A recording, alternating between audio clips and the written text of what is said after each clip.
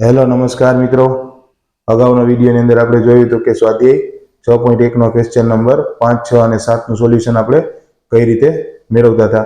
અહીંયા આપણે સ્વાધ્યાય 6.1ના ક્વેશ્ચન નંબર 8, 9 અને 10નું સોલ્યુશન જોશું કે જ્યારે કોઈ સુરેખ અસમતાઓ આપેલી હોય તો તેના માટે આપણે વાસ્તવિક સંખ્યા x વાળો ઉકેલ કઈ રીતે મેળવી શકીએ અને તે કઈ રીતે સોલ્વ કરી શકીએ. તો તમે જુઓ વિડીયો સ્વાધ્યાય 6.1ના ક્વેશ્ચન નંબર 8, 9 અને 10નું સોલ્યુશન. તો તમે જુઓ વિડીયો.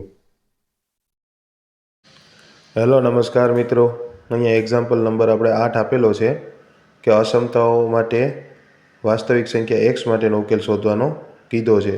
તો 3 × 2 × 2 - x greater than or equal to 2 × 1 - x આવી આપણે અસમતાઓ આપેલી છે. તો સૌથી પહેલાં આપણે અંદર ગુણાવી દો અચલ પદને. તો 6 - 3x greater than or equal to 2 - 2x. તો શું થશે? આપણે સૌથી પહેલાં કેન્સલ શું કરવું છે?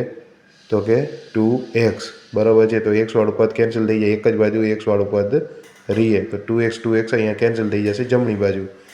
તો શું વધશે? અહીંયા 6 - x અને વાં વધશે 2 બરાબર છે. હવે તમારે 2ને કેન્સલ કરવા છે તો અહીંયા શું કરે? આપણે 6ને કેન્સલ કરવા પડશે. તો -6 વાળું એક પદ આવશે બરાબર છે. તો અહીંયા શું આવશે? -x અને વાં વધશે -4 બરાબર છે. તો હવે તમે એને કરશો પ્લસ, તો એ કેટલા થશે? લેસ ધેન થઈ જશે ગ્રેટર ધેનને બદલે. તો 4 કે તેથી નાની બધી વાસ્તવિક સંખ્યાઓ આ અસમતાઓ આપેલી છે તેનો ગણ થશે બરાબર છે. કે 4 કે તેથી નાની બધી વાસ્તવિક સંખ્યાઓ તેનો ગણ થશે. તો શું થશે? માંગેલ ગણ બરાબર માંગેલ ગણ એના બરાબર શું થશે? તો કે -∞ થી 4 સુધી આ એનો ગણ થશે અસમતાનો. હવે એવી જ રીતે આપણે એક્ઝામ્પલ નંબર 9 જોવાનું છે. એમાં એક અસમતા આપેલી છે અને એનો વાસ્તવિક સંખ્યા x માટે ઉકેલ શોધવાનું કીધું છે. x + x/2 + x/3 < 11 આવી અસમતાઓ આપેલી છે.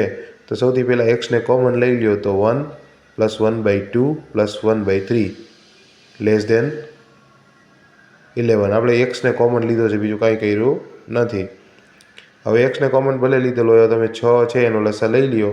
તો 6 કરવા માટે તમારે શું કરવું પડશે? બરાબર છે. તો 1ને 6 વડે ગુણાવવો પડે, 1ને 3 વડે, 1ને 2 વડે બરાબર છે. અને < 11. અહીંયા શું થશે?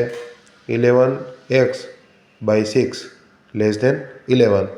હવે તમારે 11ને કેન્સલ કરવા પડે છે બરાબર છે. તો 11x/6 × 11. તો વાં પણ તમારે 11 વડે ભગાવવા પડશે. તો અહીંયા પછી છેદમાં 11 મૂકી દો. તો આનો શું આન્સર મળશે?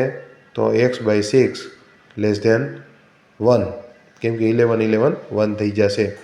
તો 6 < 6, કેમ કે તમે 6ને કેન્સલ કરશો તો તમારે 6 ગુણાવવો પડશે, 6 વડે ભંગાવવો પડશે એટલે 6 આવશે. તો 6 થી નાની બધી વાસ્તવિક સંખ્યાઓ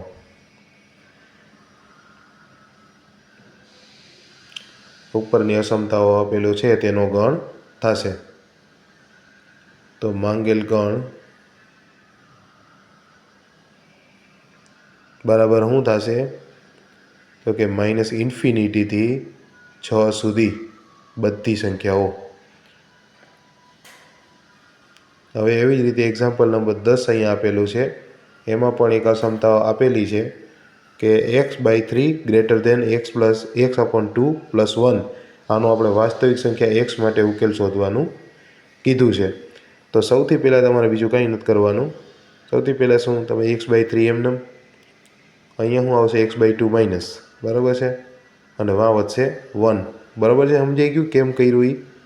વાંથી માઇનસ કરવું પડે તો અહીંયા તો માઇનસ આવે જ એક વખત. હવે આપણે 6 છે એનો લસા લઈ લઈએ તો તમને સમજાઈ જાય.